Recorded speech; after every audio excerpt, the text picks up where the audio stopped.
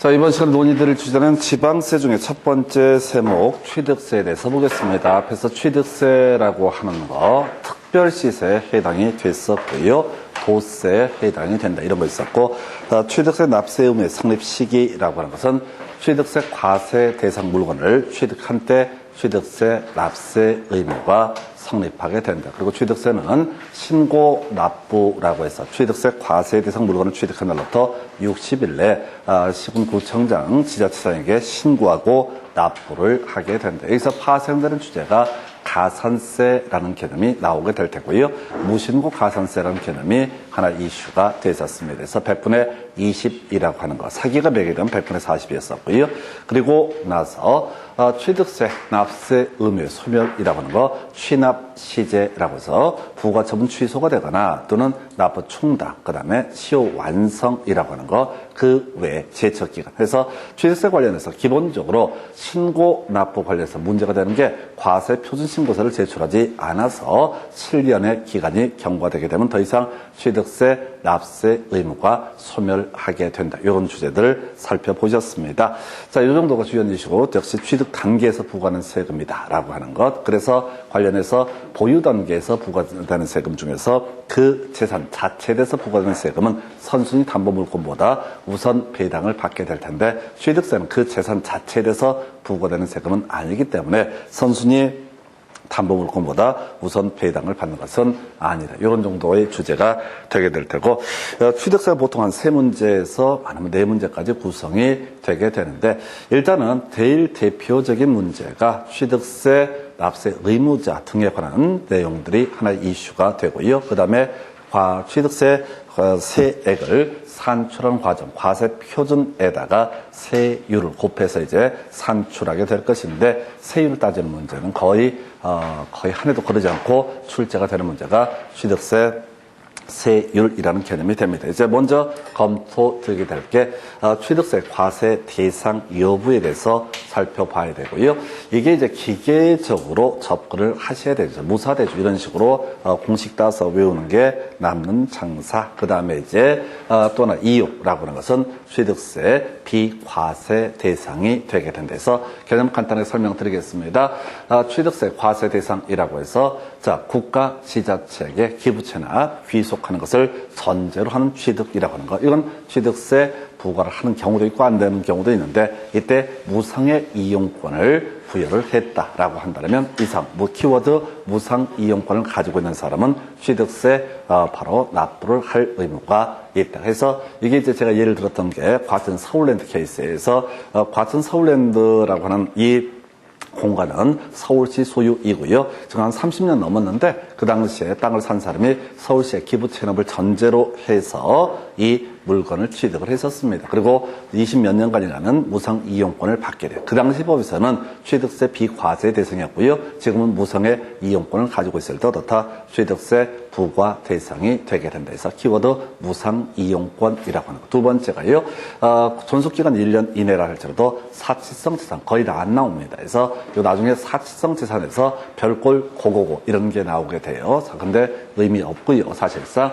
그 다음에 시가 표준의 9억 이하의 공동주택을 대수선으로 취득하게 되는 경우, 키워드 대수선이라고 하는 것이 이슈가 되게 됩니다. 그래서 대수선. 자, 이건 이제 건축법이라는 법에서 공부를 하게 되는데, 세법에서는 개수라는 표현을 쓰고, 개수라고 하는 것은 대수선을 포함해서 뜯어 고치는 것을 가리켜서 대개수라는 용어를 쓰게 됩니다. 근데 대수선은 나중에요, 건축법에서 공부하게 될 주제인데, 내기, 파보, 지주 등을 증설 해체하거나 일정 규모 이상 수선 변경하는 것 등을 총칭하여 부를 때 대수선. 그래서 우리 이제 갈 때는 그냥 기계적으로 대수선 하면 뭐가 된다? 취득세 과세 대상이 되게 된다. 이렇게 단순하게 가셔야 돼. 취득세 과세 대상 대수선. 그래서 시험 지문 속에 대수선 제외라는 표현 들어가면 그건 뭐가 된다? 비과세 대상이 되게 된다. 이렇게 단순하게 가실 주제. 그 다음에 주택조합 등과 조합원 간의 부동산 신탁에 따른 부동산 취득, 신탁에 의한 주택조합 등의 비조합원용 부동산의 취득이라고 해서 이런 것은 설명은 좀 어려워요. 신탁 얘기는 우리 학개론에서 주로 논의가 됐었죠. 그래서 형식적으로 소유권이 이전되는 것, 그러나 실권리가 변동되지 않는 것을 일반적으로 신탁이라고 부르게 됩니다. 그래서 학개론 공부하실 때 그런 거 있었잖아요. 위탁 방식과 신탁 방식, 그다음에 수탁 방식과 신탁 방식이라고 하는 거, 이런 것들이 있었고요. 그래서 형식적으로 소유권 이전이 되게 되면 신탁이라 불렀었고, 형식적으로 소유권이 이전되지 않게 되면 위탁 또는 수탁 방식이라고 설명을 드린 바가 있습니다. 근데 이건 깊이 가지 마시고 그냥 주택조합 들어가 있으면 다 뭐가 된다? 이것은 제가 과세 대상이 되게 된다라고 할 것. 그 다음에 이제 여기 세 가지 이전 나와 있죠. 이게 형식적으로만 소유권이 이전되고 실질적으로 권리가 이전되지 않는 케이스입니다. 그래서 법조문 그대로 출제하니까 이전 들어가 있으면 어떻다? 비과세 대상. 그리고 전체 묶어서 봐야 될 주제인데요. 취득세 과세 대상 물건을 취득했다라고 할지라도 이 가액이 50만 원 이하가 됐을 때, 면세점 이하가 됐을 때는 취득세 비과세 대상이 되게 된다. 그래서 이전하고요. 50만 이하의 취득에 대해서는 취득세 비과세 대상이 되게 된다. 그래서 저는 이제 신탁 관련해서 최근에 28회인가 한번 출제가 됐었고요. 주로 나오는 것이 무상의 이용권이라는 게 키워드. 그래서 결국은 문제를 풀어갈 때는 지문 형태로 구성할 때 과세 대상이다 또는 비과세 대상이다 라는 명제가 나오게 되면, 과세 대상이다 또는 비과세 대상이다 라는 명제가 나오게 되면은 그 앞에 이게 있는지 무사 대주 이런 식으로 기계적으로 가셔야 돼요. 그래서 이게 항상 문제를 무사 대주를 외워놓고 써먹지 못하거든요. 그건 뒤에 있는 명제 과세 대상 또는 비과세 대상이라면 이 단어 알고 먼저 찾아보고 나서 거기에 무상의 이용권이 그리고 대수선이 주택조합이 있게 되면 이건 취득세 과세 대상이 될 것이고, 이전이라는 표현 들어가면 비과세 대상이 될 것이고, 그리고 또 하나가 지금 50만 원 이하의 면세점 이하의 취득에 대해서는 취득세 비과세 대상이 되게 된다. 그래서 요거 하나의 주제, 7년 동안 한 2문제 나왔던 주제가 되겠고요. 그 다음에 이제 검토 드리게 될 주제 요렇게 가볼까요? 그래서 바로 문제 가지고 보겠습니다. 그래서 이건 간단해서 보니까 끄트머리에 취득세가 부과되는 경우는 모두 몇 개인가 이런 식으로 돼 있어요. 그래서 무사대주 이용라고 하는 거예요. 그래서 이거는 이제 신탁 얘기만 끌고 들어오고 있죠. 그래서 이전 나와 있고요, 이전 나와 있고요, 이전 나와 있죠. 그래서 이전은 어떻다? 비과세 대상이 되게 될 것이고, 나머지는 주택조합 등 나와 있으니까 어떻다? 취득세 과세 대상이 되게 된다라고 하는 거예요. 그래서 무사대주 이용라고 하는 거예요. 그래서 지금 이제 취득세를 부과하는 경우는 한 가지죠. 그래서 한 개가 답이 된다 해서 이전은 비과세 대상이 되게 됩니다. 이렇게 가는 게 합리적인 방법. 그리고 이 문제가 지문 형태로 구성이 되게 되면 과세 대상이다 또는 비과세 대상이다 뒤부터 먼저 체크를 해야지 이해가 되시게 됩니다. 그래서 이렇게 하나 살펴봤고요. 문제 하나 더 가보고 나서 체크해볼까요? 취득세가 부과되지 않는 것은, 우리가 외웠던 것은 취득세가 부과되는 경우 무사대주라고 하는 거 있었죠? 무상의 이용권이라고 하는 것은 부과가 되죠. 그 다음에 사치성 재산은 거의 안 나오고요. 그 다음에 대수선 있었죠? 대수선. 그 다음에 또 뭐가 있었지?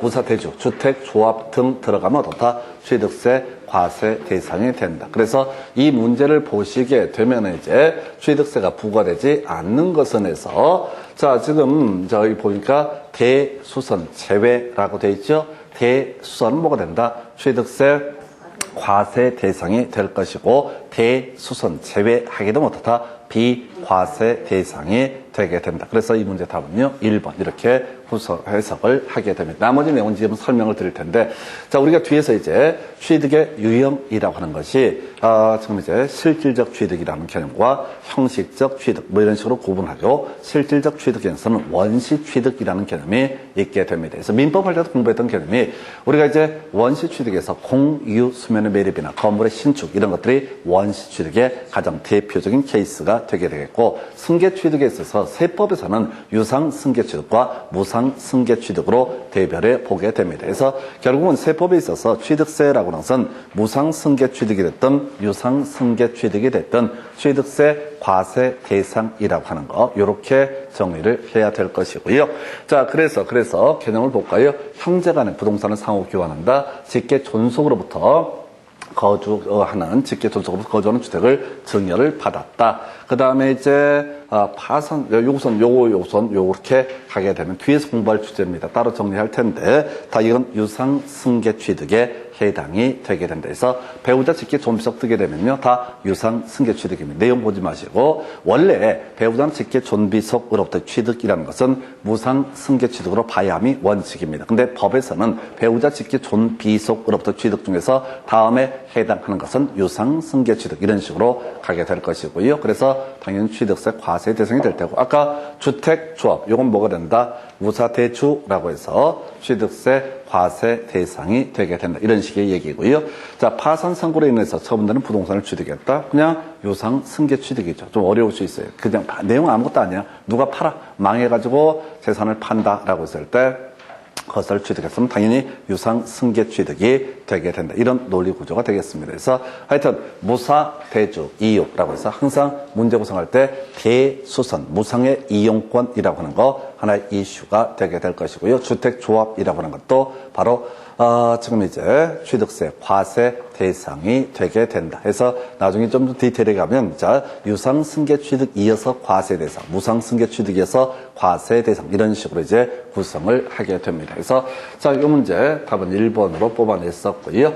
자, 그 다음에 이제 검토 드릴 문제. 이 문제가 이제 두 문제를 이제 사실 거의 버리다시피 하고 들어가야 되는데 이게 되게 까다로워요. 그래서 취득의 시기라고 하는 게 지금 최근에 문제가 구성이 됐는데 이 취득 시기에 관한 내용은 사실은 세법 얘기가 아니라 뭐 공법이라든가 나머지 내용을 다 소화해야지 외울 수가 있어요. 그리고 이제 비우고 가야 될 그럴 주제가 될 텐데 이건 간단하게 보고 버릴 거예요. 그래서 지금 이제 연부로 취득한다. 개념만 볼게요. 할부 취득을 얘기합니다. 그래서 보통 우리가 월 단위로 할부도 있을 테고요. 연 단위로 할부라는 개념도 있습니다. 자, 요거 보면서 가볍게 버리셔야 돼. 연부로 취득하는 경우 그 사실상의 연부금 지급일을 취득일로 보게 된다. 그래서 자, 금액을 지불했을 때 그걸 취득 시기로 해석을 하게 될 것이고 다만 자, 이 미리 등기를 먼저 넘겨받은 경우가 있다. 자, 할부금 다 내지 않고 등기를 넘겨받은 적이 있으면 그때는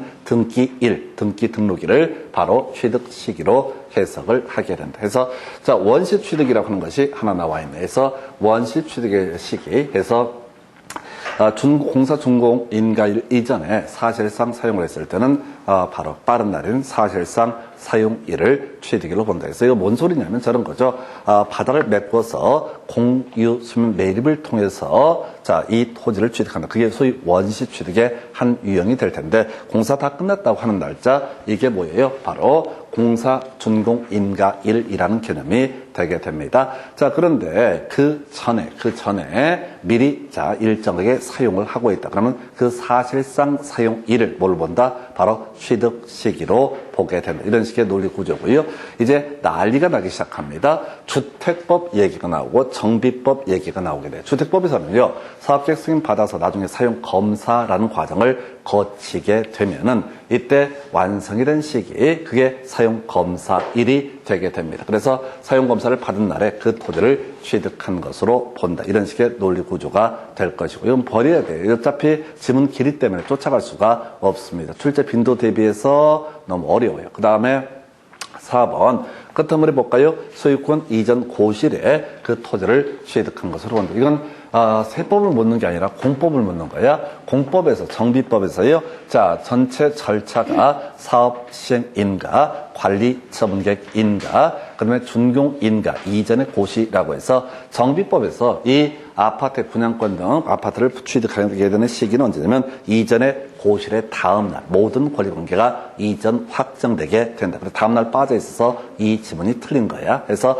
도시개발법에서는 환지처분 공고일의 다음 날 그 권리를 취득하고요. 정비법에서는 이전의 고실의 다음 날 어떻다 그 권리를 취득을 하게 된다. 이런 논리 구조. 그래서 다음날 빼서 요걸 틀리게 구성했던 거예요. 이건 도시개발법, 정비법, 공법의 내용을 다 알아야 돼. 근데 문장을 봐서는 외울 수 없어요. 지금 이 문제하고 한 문제 더 나오는데 비우고 가실 문제, 나머지 문제 숙달하는 게 낫는 장사. 여기는 이제 웬만큼에서는 외우기 되게 까다롭거든요. 그래서 미련 떨 거 없습니다. 그냥 기본적인 것들. 자, 이게 해도 안 되는 영역들이 있거든요. 너무 양이 많아서 외울 양 대비해서 손대기 힘든 부분이 바로 취득 시기라는 개념이 되게 됩니다. 다음날 빠져서 틀렸다. 이런 식의 취지의 문제가 28회 때 출제가 됐어요. 그 다음에 이제 지목 변경에 따른 취득. 그래서 뒤에서 지목 변경이 있으면 가액이 증가됐을 때 사실상 지목의 변경에 따른 가액 증가가 있으면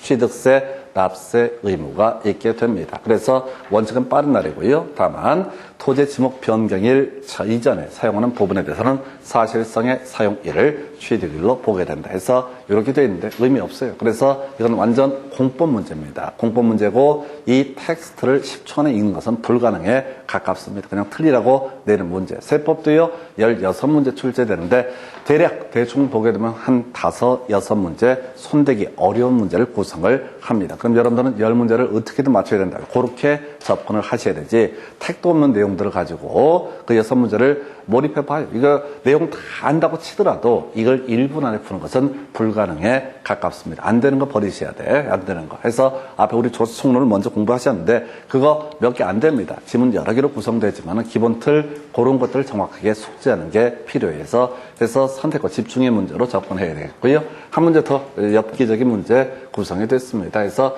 자 지방세법상 취득 시기 등에 관한 설명 틀린 것은 해서 요거 보면서 한번 자 내용 없어요. 요걸 가지고 한번 가보십시다. 상속에 따른 취득이라고 하는 거 당연히 사망한 날 상속 개시일이 어떻다 취득 시기가 되게 된다서 요건 민법이랑 같이 엮어서 가는 거죠. 그래서 민법 가서 보게 되면 법률 규정에 따른 부동산 물권 변동이라고 해서 상속, 공용, 징수, 판결, 경매 등에 있어서는 등기하지 않더라도 어떻다 법에서 정한 그 날짜가 되게 되면 권리를 취득을 하게 된다. 그 중에 하나가 상속이라고 하는 것이 있었죠. 그래서 이 상속이라고 하는 거 상속 개시일이 되게 되면 어떻다 피상속인의 사망에 따라서 상속 개시일, 피상속인이 사망한 날을 상속 개시일이라고 부르게 될 텐데, 이때 지금 이제 상속인이 권리를 취득한다. 이런 식의 취지. 2번 질문은요, 공매에 따른 취득이라고 해서 사실상 잔금 지급일이 될 수도 있겠고, 그 다음에 이제 미리 등기 등록을 하게 되면 등기 등록일 중 빠른 날 이렇게 되어 있고요. 자, 건축물을 건축해서 취득한 경우로서 사용 승인서를 내주기 전에 임시 사용 승인을 받은 경우 그 중에서 빠른 날, 임시 사용 승인일과 사실상의 사용일 중 빠른 날 이렇게 되어 있습니다. 이것도 이제 건축법을 다 알아야 돼. 건축법에서 건축 허가 받은 다음에 마지막에 사용 승인이라는 것을 받는 게 원칙입니다. 근데 우선적으로 사용하기 위해서 임시 사용 승인을 받을 수 있고요. 임시 사용 승인 받기 전에 사실상 사용을 하는 경우도 있다. 그럼 취득 시기는 그때는 그 중에서 가장 빠른 날 해서 임시 사용 승인이라고요. 그 다음에 사실상 사용일 중에서 빠른 날 이런 식으로 되어 있고 답이 자 그다음에 민법 839조 2항에 따른 재산 분할에 따른 취득이라고 해서 이게 이제 이혼으로 인한 재산 분할을 의미하게 됩니다. 그래서 이혼에 따른 재산 분할에 있어서는 취득 물건의 등기일을 기준으로 판단을 하게 됩니다. 이런 식의 취지였고 답은 이제 5번 전의 관계 법령에 따라서 매립으로 토지를 원시 취득하는 경우 나중에 등기한 날이 아니죠. 앞에 문제 나왔던 주제인데요. 자 원시 취득이라고 해서 공유 수면의 매립 얘기 나와 있구나. 2번 질문에 자, 공수면 매립 등으로 원시 취득하는 경우 준공 인가일이 기준점이 되게 되는데 그 전에 미리 사용을 하게 되면 사실상의 그 사용일을 취득일로 보게 된다. 이런 식의 얘기해서 지금 두 문제 사실 이거 못 풉니다. 해서 지금 한두 개 자기가 알아서 뭐 외우고 가는 건 별개의 문제로 사실상 거의 손대기 어려웠던 28회 문제도 좀 엽기적이었었고 그 다음에 28회 문제를 업그레이드 되는 게 30회 때 문제인데 만만치가 않았어요. 그래서 이거는 지금 이제 건축법이라든가 아까 정비법 이런 온갖 법을 다 소화했을 때 접근할 수 있는 문제고요. 일단 공부해 가실 때 처음부터 시험에 나왔었다고 해서 다 준비하는 게 아니라 할 수 있는 것들, 간단한 것들. 자, 요런 것부터 먼저 정리 하는 게 하나의 방법이 아닌가 싶습니다. 그래서 자 이렇게 해서 지금 취득세, 과세, 이여부 등 같이 묶어서 취득 시기까지 묶어서 보셨고 대신 무사, 대주, 이요라고 하는 거 요거는 절대로 틀려서는 안 되는 문제가 되겠습니다. 그래서 무사, 대주, 취득세, 과세 대상이 되게 될 것이고 이오라고 하는 것은 비과세 대상이 되게 된다라고 하는 거 이렇게 보셨고요. 이제 다시 자 취득세 관련해서요. 자 취득의 유형 등에 대해서 살펴보도록 하겠습니다. 취득의 유형에 대해서 보시게 될 텐데 자 이 취득의 유형 얘기는 이 자체도 자체지만은 사실은 저 얘기와 같이 연계가 됐죠. 나중에 취득세율이라는 개념과 연계가 되게 됩니다. 취득세율이라는 개념과 연계가 돼요. 그래서 원시 취득이라고 하는 거 지금 이제 취득 시기 가지고 사실상의 사용일이 있으면 그때 빠른 날을 취득 시기로 본다 이런 얘기를 했었고요. 자 우리가 이제 바다를 메꿨다라고 하는 거 또 건물을 신축한다라고 하는 거 이런 것들이 원시 취득의 예시가 되게 됩니다. 그래서 자 아무것도 없는 데서 무에서 유를 창조한 거죠. 그래서 이게 원시 취득. 근데 특이한 것이 건물의 재축이라고 하는 게 나와 있어요. 큰 의미는 없습니다. 우리 건축법을 공부하다 보면 재축이라는 것은 멸실의 종전 규모 이하로 축제하는 것을 재축이라고 부르게 되는데 하여튼 이것도 신축, 원시 취득의 일종으로 예시를 하고 있고 큰 이슈인데 자 간단한 것부터 가십시다. 자 승계 취득이라고 하는 거 구권리자의 권리를 기반으로 해서 신권리자가 넘겨받는 것을 승계 취득. 우리가 민법 할 때는 그런 게 있었죠. 원시 취득에 대응해서 이전적 승계하고요 설정적 승계라는 개념을 만들어냈었죠. 그래서 이전적 승계에 있어서는 구권리자의 권리가 신권리자에게 넘어가는 형태를 가리켜서 이전적 승계. 이전적 승계는 다시 포괄 승계와 특정 승계 등으로 대별해 볼 수 있다. 하나의 원인에 따라서 모든 권리 의무가 이전되는 것을 포괄 승계, 상속자 이런 것들 대표적인 값이 될 테고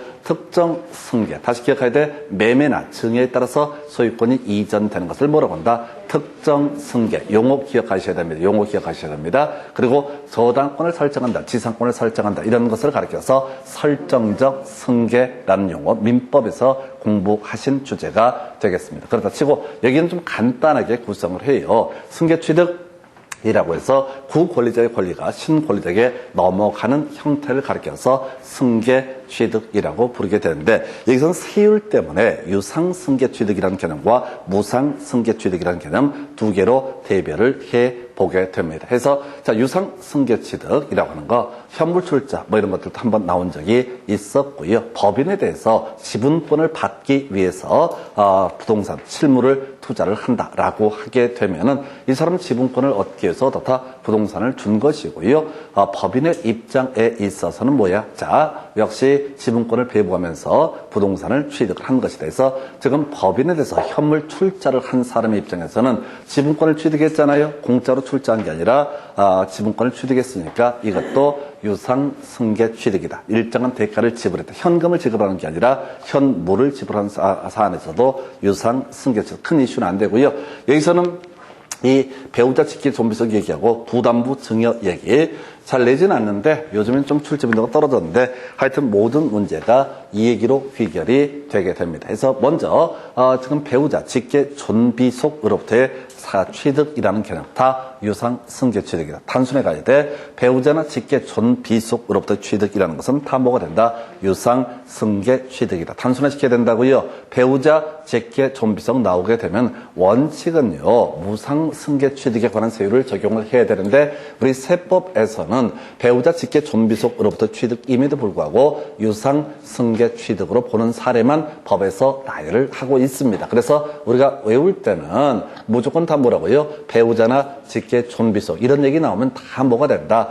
유상 승계 취득, 가족으로부터 취득은 무조건 다 뭐로 본다? 시험용으로 접근할 때는 다 유상 승계 취득.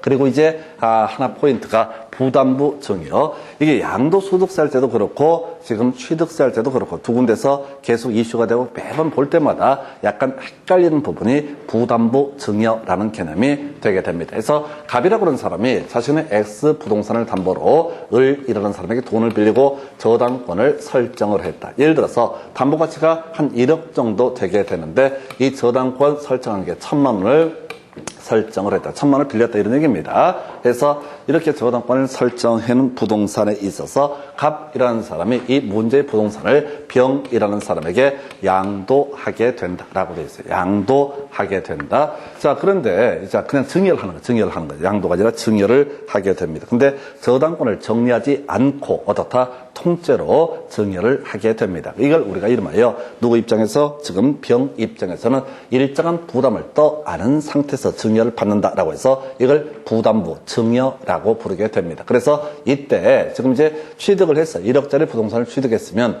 이 사람이 1억을 기준으로 취득세를 낼 것이냐 아니냐. 그럼 이제 세율은 뭘 적용을 할 것이냐 등이 문제가 되게 되는데 이건 두 개로 대별해서 보게 됩니다. 그래서 부담부 증여에 있어서 채무액에 상당하는 부분 바로 1,000만 원 부분이 되겠죠. 이 부분에 대해서는 유상승계 취득으로 해석을 하게 됩니다. 왜? 병이라는 사람 입장에서 앞으로 1,000만 원 갚아야 되는 거니까 지금 당장은 지불하지 않지만 언젠가는 갚아야 되는 거니까 이 부분은 유상승계 취득으로 해석을 할 테고 자 부담부 증여에 있어서 채무액을 제외한 부분이라고 하는 것 채무액을 제외한 부분이라는 것은 뭐가 된다? 무상승계 취득이 되게 된다. 그래서 이걸 해석하면 이런 식이라고 X 부동산 중에서 9,000만 원 부분이 될 테고 그 다음에 1,000만 원 부분이 되게 된다. 그래서 이 9,000만 원 부분이라고 하는 것은 뭐가 될 것이고 무상 채무액 외 부분이니까 무상 승계 취득이 되게 될 것이고 1,000만 원 부분은 뭐가 된다? 유상 승계 취득이 된다. 근데 이걸 문장을 그릴 때 차라리 9,000만 원, 1,000만 원은 참 좋을 텐데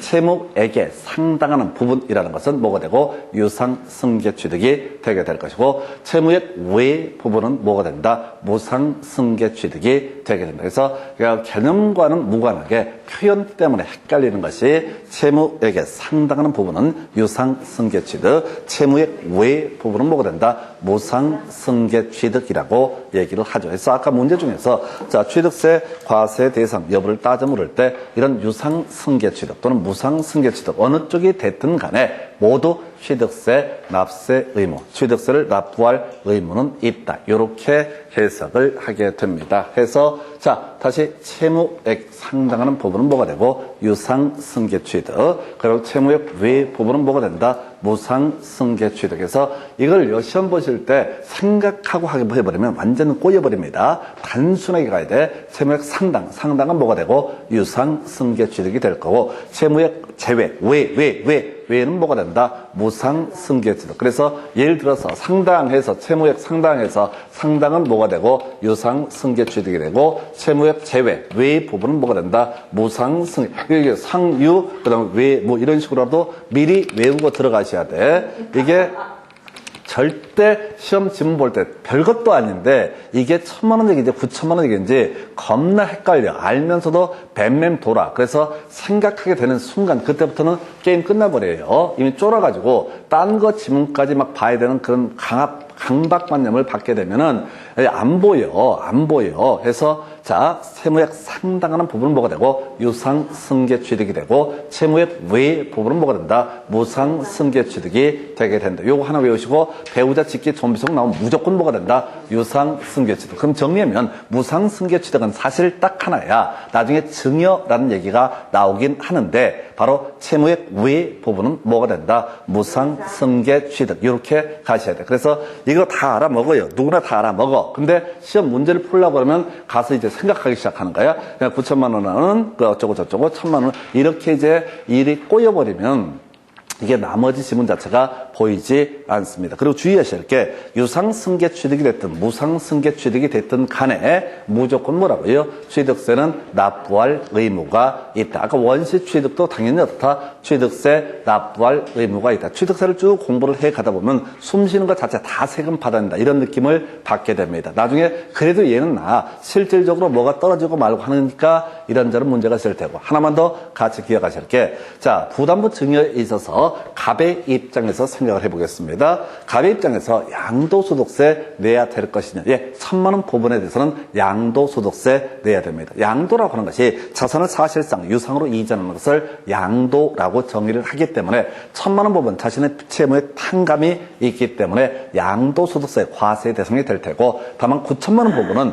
자산을 사실상 유상으로 이전한 것이 아니기 때문에 양도소득세 비과세 대상이 되게 된다. 이렇게 가셔야겠습니다. 그래서 자, 다시 갑시다. 자, 무상승계취득 뭐라고요? 왜? 무상승계취득은 뭐라고요? 왜? 해서 상당한 부분은 유상승계취득. 그리고 배우자, 직계, 존비속 나오면 분석할 것도 없어. 배우자나 직계, 존비속 어쩌고 저쩌고 나오면은 무조건 뭐로 본다? 유상승계취득으로 봐야 돼요. 아주 간단한 주제가 되겠습니다. 문제를 풀어갈 때는 간단하게 풀어가셔야 돼. 해서 유상승계취득, 무상승계취득 얘기 나와 있고요. 그 다음에 얘는 그래도 소위 이제 실질적 취득이라고 해서 뭐 생긴다라는 느낌이라도 들지. 이제 소위 간주 취득이라는 개념을 보게 되면 이게 뭘 취득을 뭘 했다고 생각하지? 근데 세금을 내라고 되어 있습니다. 그래서 자, 이제 이 간주 취득 얘기는 세 가지, 토지, 건물, 주식 이렇게 해석을 하시면 좋습니다. 논리 스토리가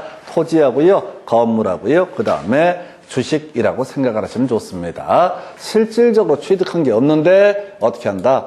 소위 간주 취득이라고 해서 취득으로 봐서 세금을 때리게 된다. 이런 논리 구조에서 자, 다시 첫 번째 토지 지목의 사실상 변경이라고 하는 것이 나오게 됩니다. 미리 말씀드렸는데 거의 답을 뽑지 않아요. 아직까지 한 번도 답을 뽑지 않은 게 지목의 사실상 변경이라고 하는 것. 자, 먼저 지목이라는 개념부터 기억을 해야 되죠. 여러분들이 2차 과목 공간정보법이라는 데를 가서 보게 되면 지목이라고 하는 게 28가지 종류가 있습니다. 토지 주택용도, 전답, 과수원 뭐 이런 식으로 공부해서 28가지의 지목이 나오게 되는데, 이게 토지 형질 변경을 통해서 실제 지목의 변경이 있는 것이 아니라 사실상 지목이 변경되게 된다라고 했을 때 그때도 뭘 내야 된다? 취득세를 내야 된다. 예를 들어서 우리가 지목대라고 하는 거, 땅이 평평해져 갖고요 건축할 수 있는 토지 또는 건축물 건축이 가능한 토지, 이런 식의 개념을 소위 지목대라고 얘기를 하게 됩니다. 자, 근데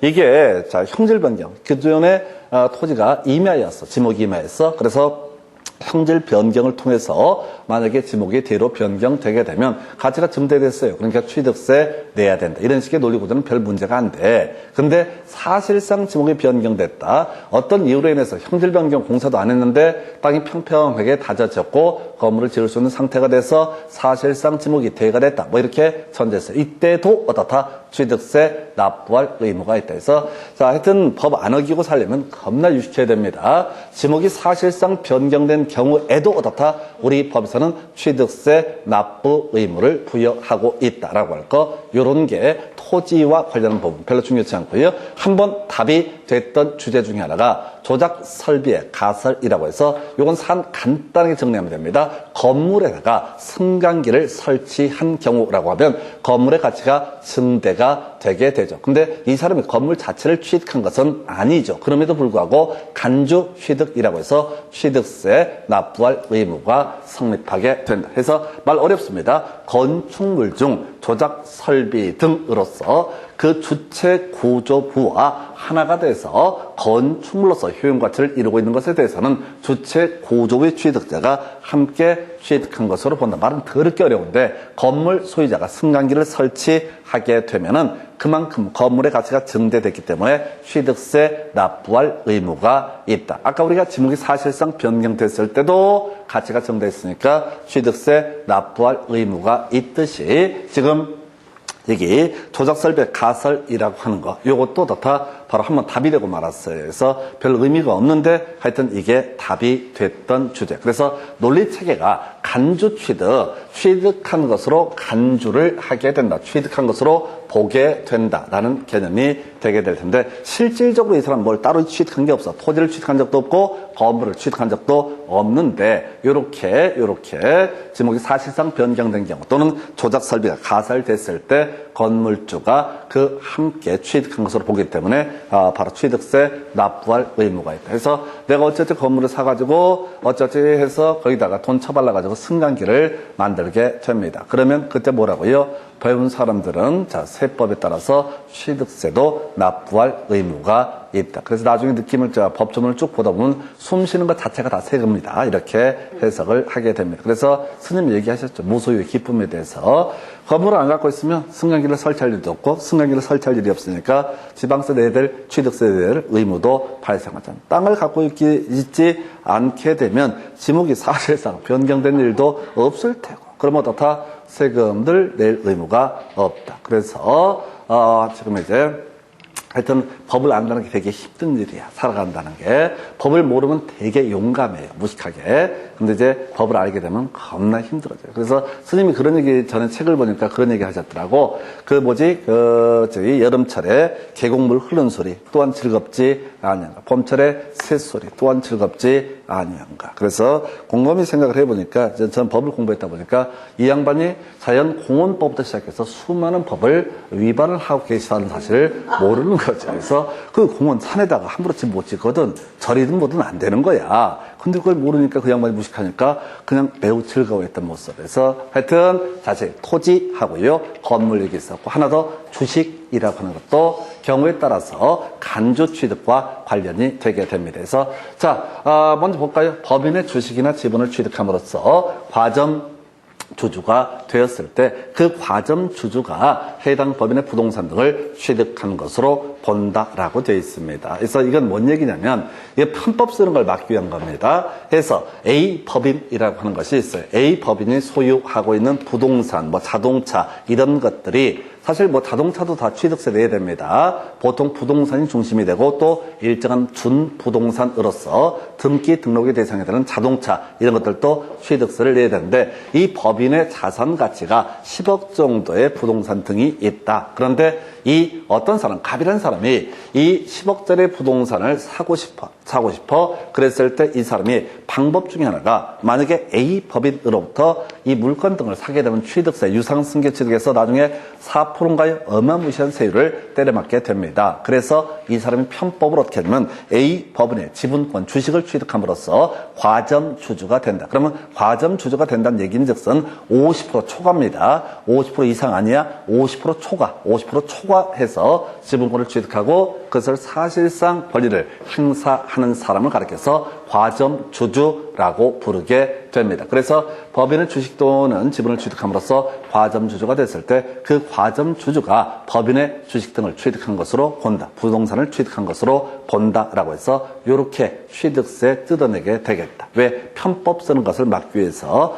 자, 이 사람이 60%의 지분을 취득을 했다. 그러면 어떻다? 이 중에서 6억을 취득한 것으로 봐서 바로 취득세 내야 된다라고 하는 거. 자, 이게 이제 뒤에 사례형 문제를 가지고 몇 번 설명을 자세히 드릴 주제인데요. 자, 그 중에서 예외라는 주제 가지고 설명을 드리겠습니다. 자, 이 A 법인에 대해서 법인 설립할 당시에 애초에 과점 주주였던 사람은 어떻다? 간주 취득으로 보질 아니한다. 통계적으로 제일 많이 나왔던 지문이고 별 의미 없죠. 그래서 이게 이제 취득세를 피하려고 법인의 주식을 산 것이 아니라 애초에 법인의 주체가 됐을 때는 그 법인 등이 보유한 부동산 등에 대해서 바로 취득세 낼 필요 없고 그냥 법인이 취득세를 내면 되는 상황입니다. 이중과세 문제가 발생할 수 있으니까요. 그래서 이런 논리 구조가 되는데 한번 볼까요? 다시 이 문제는 답이 아닐 때는 어떻게 되냐면 항상 얘를 보통 틀리게 뽑죠. 법인 설립 시에 그 주식 등을 취득함으로써 과점 주주가 됐을 때 과점 주주가 해당 법인의 부동산 등을 취득한 것으로 본다. 이런 식으로 해서 틀리게 구성하는 지문인데 별로 어렵진 않아요. 그래서 일단 기본 개념 과점 주주라는 개념을 기억을 해주세요. 과점 주주라고 하는 거 50% 초과 그리고 실질적으로 지배하는 사람을 가리켜서 과점 주주라고 부르게 된다. 그래서 요 정도 뒤에 이제 문제 보시면 금방 이해하실 수 있어요. 그래서 지금 이제 우리 형식적 취득이라고 나와서 실질적 취득에 대응해서 간주 취득이라고 하는 거. 자, 지목 변경, 사실상 변경, 그다음에 승강기 등의 가설, 그리고 지분권 취득. 이런 경우에도 바로 부동산 등을 취득한 것으로 봐서 그때 취득세 납부할 의무가 있다. 이 중에서 제일 엽기가 적어야 바로 지목이 사실상 변경돼서 내 의지와 무관하게 어떻게 산사태 이런 게 나가지고 갑자기 평지가 돼버렸어. 그러면 그 사람은 뭐부터 해야 돼? 세금부터 내러 가셔야 된다. 세 번 모르면 되게 피곤해집니다. 하여튼 그렇다 치고요. 형식적 취득이라고 하는 거 그냥 이건 공식 따서 외우는 거죠. 뒤에서 세율할 때 다시 논의할 주제인데 환상의 본분이라고 하는 거 환상의 본분이라고 하는 환상의 본분이라고 하는 거 이게 소위 형식적 취득이다. 그래서 형식적으로는 소유권을 이전받는 그런 모습을 보여주고 있지만은 본질은 내가 찾아오는 것을 가리켜서 뭐라고 한다? 형식적 취득. 그러니까 내가 찾아올 때도 어떻다고요? 이때 취득세 내야 됩니다. 예를 들어서 이혼으로 따른 재산 분할. 아까 지문 중에 하나가 있었는데 이혼에 따른 재산 분할. 그러니까 부부가 자산이 10억 정도가 된다라고 전제를 하고 이혼을 해서 5억, 5억으로 나누게 된다. 예, 그 부분도 본질적으로는 내가 찾아오는 것에 불과하다라는 전제가 쌓여 있어야 되는데 그것도 어떻다? 형식적 취득이라고 해서 일정한 취득세를 내야 된다라고 해서 하여튼 숨 쉬는 거 다 세금 내야 되는 것처럼 이렇게 구성을 하고 있고 나중에 세율 얘기할 때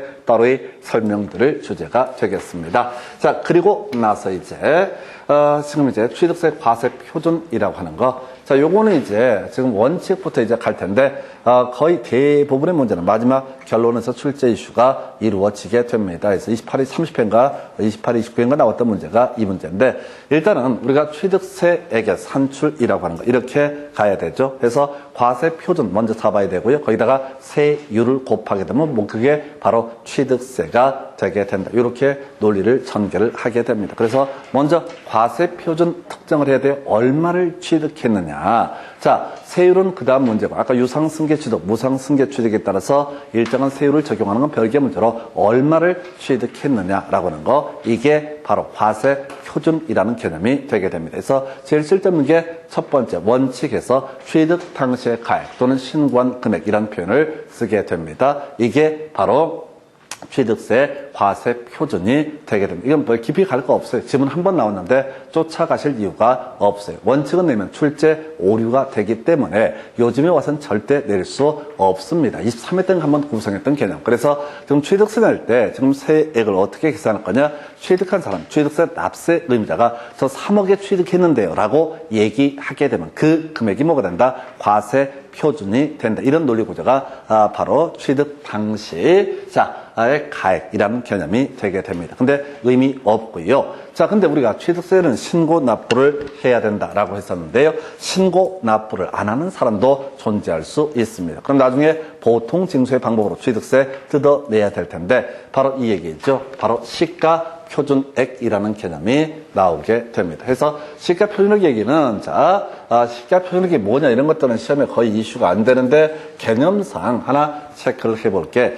우리가 앞에서 부동산 학기론이라는 과목을 공부하다 보면 토지의 가격의 공시책에 국토부 장관이 표준지 공시지가라는 것을 공시하고 시군구청장이 나머지 개별 토지에 대해서 가격을 다 매기면 그걸 개별 공시지가라고 하는 토지에 있어서 바로 시군구청장이 공시한 가격을 개별 공시지가 단독주택에 있어서는 국토부 장관이 표준주택 가격이라는 것을 결정을 하게 될 테고 그 다음에 시군구청장이 그걸 기반으로 해서 나머지 가격을 매기면 그걸 개별주택 가격이라고 부르게 됩니다. 개별주택 가격. 그 다음에 공동주택 가격은요, 두 단계로 가는 게 아니라 바로 국토부 장관이 바로 공동주택 가격이라고 하는 것을 결정 공시를 하게 됩니다. 이게 토지와 주택 등에 관한 부분이고 그 외에 건물에 대해서는 지자체장이 결정 고시한 가액 이런 것들이 바로 시가 표준액인데 이건 외워봤자 크게 생활에 보탬이 안 되고요. 나중에 국세 파트 공부하실 때는 이걸 기준 시가라는 표현을 쓰게 됩니다. 그래서 간단히 볼게요. 이 자체가 중요한 건 아니고 나중에 반복되는 과정에서 설명드릴 얘기를 한번 땡겨서 봤고요.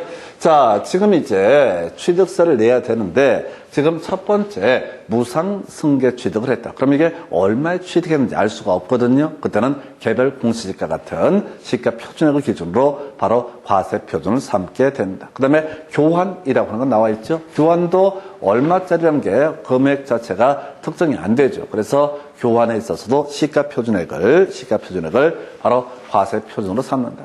신고하지 않았다. 또 신고를 했는데 시가 표준액보다 낮게 신고가 됐다라고 했을 때 이때도 시가 표준액을 취득세 과세 표준으로 삼게 된다. 이렇게 전제. 이런 것도 쓸모가 없어요. 거의 나와도 답이 안 돼. 이 파트에서는 바로 취득세 과세 표준, 사실상 취득 가격을 취득세 과세 표준으로 삼는 케이스, 이걸로 도배가 이루어지게 됩니다. 그래봤자 한 문제 한 문가 뽑았어요. 그래서 결국은 이건 어떤 얘기냐면 원칙이 있고 예외가 있게 되는데 제일 마지막 예외가 실제 이슈가 되게 된다. 그래서 자, 사실상 취득 가격을 취득세 과세 표준으로 삼는 케이스, 국외판법 공검이라고 하는 거, 국외판법 공검이라는 개념이 있게 된다 해서 국가 또는 지자체로부터 취득한다. 그러면 자기가 얼마에 취득했다고 얘기를 하든 간에 이미 국가나 지자체에서는 그 금액을 알 수가 있다. 그래서 그 금액, 바로 사실상 취득 가격을 취득세 과세 표준으로 삼게 된다. 두 번째요,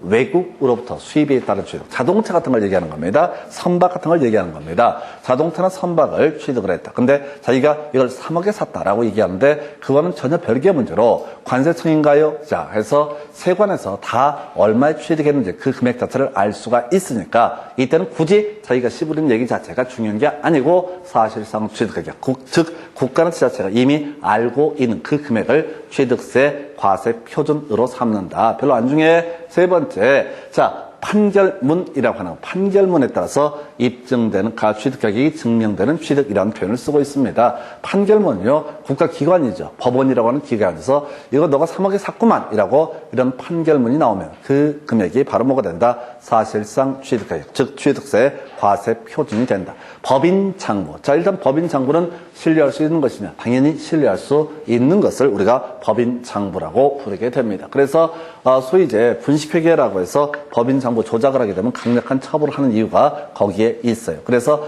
예를 들어서 내가 취득을 한 삼성전자한테 토지를 하나 취득을 했다. 근데 법인 장부에서 삼성에서 3억에 팔았다고 법인 장부에 이렇게 써 있으면 내가 설령 3억 5천에 샀다고 주장을 하든 2억 5천에 샀다고 주장을 하든 그건 중요한 게 아니고 법인 장부에 따라서 그 취득가격이 증명되게 되면 그 금액을 뭐로 삼는다? 취득세 과세 표준으로 삼게 된다. 공매는 아까 공부했던 거죠? 세금을 안 내니까 압류해서 팔아버리는 걸 뭐라고 한다? 공매라고 부르게 됩니다. 그래서 공매 방법에 따른 취득이라고 하는 거, 이것도 취득세 과세 표준 잡을 때 뭘로 한다고요? 바로 사실상 취득. 이 중에서 제일 많이 나오는 게 검증이라고 하는 것이 이슈가 되죠. 그래서 요거는 이제 공인중개사법에서 공부하게 되는 개념인데 거기 공인중개사법 후반부에 가면 부동산 거래, 신고 등에 관한 법률이라는 게 있고 부동산 거래, 신고 등에 관한 법률에 따르게 되면 거래 당사자가 부동산 거래 계약, 우리가 이제 부동산 거래 신고 등에 관한 법률에서 외웠던 거, 거래 신고의 대상이 매매 계약, 공급 계약 있으면 어떻다? 부동산 거래 신고해야 된다. 한편 개업 공인중개사가 거래계약서를 작성 교부했을 때 부동산 등 소재 관할 신고 관청에다가 바로 계약 체결일로부터 30일 내 부동산 거래 신고 등을 해야 된다. 이런 식으로 설명을 드린 바가 있습니다. 근데 이 부동산 거래 신고를 할 때는 실거래가로 신고를 하게 되어 있고요. 실거래가 신고가 이루어졌는데 시군구에 의해서 이게 진짜 실거래가인지라고 하는 거 추정을 해서 검증까지 이루어지게 되면 지자체에서 이게 맞네 라고 확정한 금액이니까 그때는 취득한 사람이 얼마에 취득했다고 얘기를 하는 별개의 문제로 취득세 과세 표준이라고 하는 것은 뭘로 삼는다고요? 바로 이 사실상 취득 가격을 취득세 과세 표준으로 삼게 된다. 이렇게 그림을 잡아가게 됩니다. 자, 그리고 나서요, 이제 이것까지가 이게 이제 기초적인 개념이야. 그래서 출제되는 비중을 보게 되면은 지금 하나, 둘, 셋, 7년간 세 문제가 구성이 됐는데 한 번 나왔던 게 국외판법 공검이라고 하는 거, 이건 기초 중에 기초가 되는 개념이 되게 됩니다. 해서 국외 판법, 공검 등에 따르게 되면 사실상 취득 가격, 이게 뭐라고요? 국가나 지자체에서 이미 알고 있는 그 가격을 뭐로 본다? 취득세 과세 표준으로 삼게 된다. 이렇게 그림을 봐야겠고요. 자, 그런데 말이죠. 그러면 이제 실제 계산 문제 형태로 구성이 되는 게 사실상 취득가격 범죄에 포함되는 것과 포함되지 않는 것을 비교하는 사례형 문제가 구성이 됩니다. 이게 구구단처럼 나와야지 풀 수가 있습니다. 판, 이, 보부, 할비라고 하는 것은 사실상 취득가격 범죄에 포함시키지 않는 내용이 된다라고 해서 일단 공식 판, 이, 보부, 할비 해서 시험 문제를 구성할 때 다음 중 취득세 과세 표준을 구하시오 이런 식의 문제를 던져준다고요. 그래서 뭐라고 각종 금액을 쫙 깔아줘. 그때 이걸 어떻게 접근을 하게 될 거냐. 판, 이, 보부, 할비라고 하는 것은 사실상 취득가격 범죄에 포함되지 않는다. 그럼 이제 포함되는 건 뭐냐? 하도 많아서 외울 수가 없습니다. 종류가 하도 많아서 외울 수가 없어요. 그래서 어떤 사안에서 문제를 줄 때 이건 사례형 문제를 주로 주게 되는데 취득세 과세 표준을 구하시오. 이런 얘기를 하면 거기에 주어진 데이터 중에서 판, 이, 보부, 할비라고 하는 것이 있으면 걔를 빼고 어떻다? 계산을 한 금액이 사실상 취득가격이 될 것이고 만약에 판이 보부 할비가 있으면 최소한 그 금액은 제외한 금액이 뭐가 된다? 사실상 취득가격이 되게 된다. 그러면 이제 판이 보부 할비가 뭐냐라고 해서 자 취득을 했습니다. 이 취득한 물건의 판매를 위한 광고 선전비 등 각종 판매 비용. 자, 이 사람이 3억의 부동산을 취득해서 바로 팔기 위해서 어떤 광고 선전비가 들어갔다. 그러면 취득세 낼 때는 아무 상관없죠. 그 다음 얘기니까 당연히 어떻다? 이 판매 비용, 광고 선전비 등 판매 비용이라는 것은 사실상 취득가격 범죄에 포함이 되지 않고 그 후의 얘기니까 두 번째 이슈, 전기, 가스, 열 등을 이용하는 자가 분담하는 비용. 자, 건물을 샀습니다. 사가지고요. 그때부터 전기를 이용을 하게 된다. 그럼 일정한 비용을 지불해야 되겠죠? 그건 당연히 취득가격과 전혀 별개의 문제죠. 그래서 사실상 취득가격 범죄에 전기, 가스, 열 등의 이용 비용이라고 하는 것은 포함되지 않는다라고 하는 거. 판이라는 거. 그 다음에 자 보상 비용이라고 하는 것이 나오게 되죠. 상당히 긴데요. 이건 토지, 공사 등이 토지를 취득한 경우입니다. 그래서 아까 국가 지자체도 세금 낸다고 그랬습니다. 자 토지공사도 세금 낸다고 그랬습니다. 그래서 노무현 정부 때 지방 분권화라는 개념으로 각종 수도권에 밀대 있는 공공기관이 지방으로 이전했을 때 그게 세금 문제라고 아까 지적을 해드린 바가 있습니다. 그래서 토지공사가 어떤 토지를 수용하기 전에 협의 취득 등을 통해서 취득을 하게 됩니다. 자, 그러면 이제 이때 같이 들어가는 비용 중에 하나 일정한 보상 비용, 이주비 명목으로 일정한 보상 비용을 지불했다. 자, 토지공사가 어떤 지역에다가 땅을 사들였는데 토탈 100억 정도가 들어갔는데 토지 가격으로 80억이 돼 있고 한 20억 정도가 관련 법령에 따른 보상 비용 등의 용도로 지출이 됐다. 그러면 전체 과세 표준을 만약에 삼는다라고 하게 되면 이때는 얼마? 80억이 사실상 취득 가격이 범죄에 포함된다. 이런 의미가 되게 됩니다. 그 다음에 또 하나 이슈가 되는 게 부가가치세. 이건 취득가자 사실상 취득가격과는 별개의 문제로 가야 되죠. 그래서 부가가치세는 제외이래 되겠고 그 다음에 좀 어려운 게 이 취득대금을 일시급으로 지급해서 할인받은 금액. 자, 국가가 3억에 어떤 토지를 매각하겠다고 자 입찰 공고를 했습니다. 근데 이제 그 매각 조건을 보니까 일시불로 지급하면 5% 할인을 해주겠다라고 해서 자 지금 이제 1,500만 원을 할인을 받 일시불로 2억 8,500을 내고 이 토지를 샀다. 그러면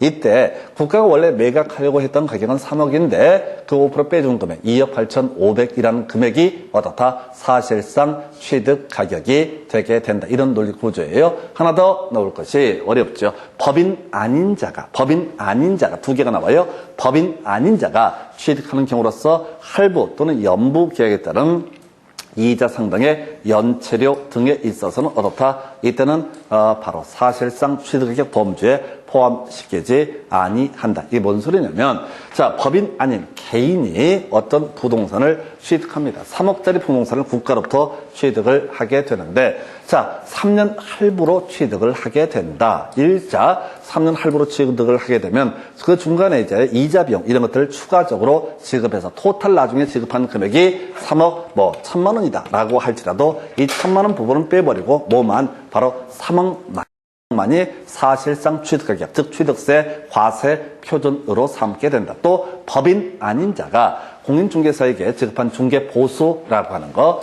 해서 추가되는 비용이죠. 이것도 취득가액과는 관련이 없는 것이다. 이런 것은 사실상 취득가액 범주에 포함시키지 아니한다라고 해서 어려워요. 근데 이게 지금 3년 사이 두 문제가 구성이 됐고요. 자, 문제는 대단히 어려워 보이지만 판, 이, 보부, 할비, 판매 비용, 이용 비용, 보상 비용, 부가가치세, 그리고 좀 어려웠던 것이 바로 자 할인 받은 금액이라고 하는 거, 그 다음에 판이, 보부, 할비라고 하는 개념이 갖는 게 법인 아닌 자가 낸 이자라든가 법인 아닌 자가 낸 중개보수라고 하는 것은 어떻다? 사실상 취득액의 범주에 포함시키지 아니한다 해서 판, 이, 보부, 할비라고 하는 거, 판, 이, 보부, 할비라고 하는 거, 판, 이, 보부, 할비는 사실상 취득액의 범주에 포함되지 아니한다. 이게요, 거의 구구단처럼 여기 나오셔야 됩니다. 그래야지 실제 문제를 풀어가실 수 있고,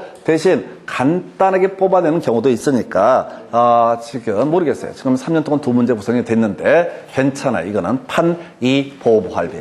대신 주의하실 게, 이걸 제외한 어떤 금액이 됐든 간에 다 어디에 사실상 취득액의 범주에 포함이 되게 된다. 정확하게 외우셔야 돼. 자, 정확하게 외우셔야 돼. 아까, 자, 이요, 이런 거 있었죠? 이전이라고 하는 거, 이전이라고 하는 거, 대수선 제외, 그 다음에 50만 원 이하, 이건 취득세, 과세 대상이 아니다. 이렇게 가듯이 기계적으로 접근을 하셔야 돼요. 이게 이 문제를 실제 구성을 해갈 때, 실제 난이도 겁나 어렵게 구성하지만, 우리가 문제를 풀어갈 때는 사실상 취득가격, 국외판법공검이라는 개념 하나 세팅해 주시고, 두 번째 이슈가 되게 되는 게 뭐라고요? 판, 이, 보부, 할비라고 하는 것은 사실상 취득액 범주에 포함시키지 아니한다. 이렇게 정리를 합니다. 그래서 요 정도 보시고 잠시 끊었다가 이제 나머지 세율 등 검토합니다.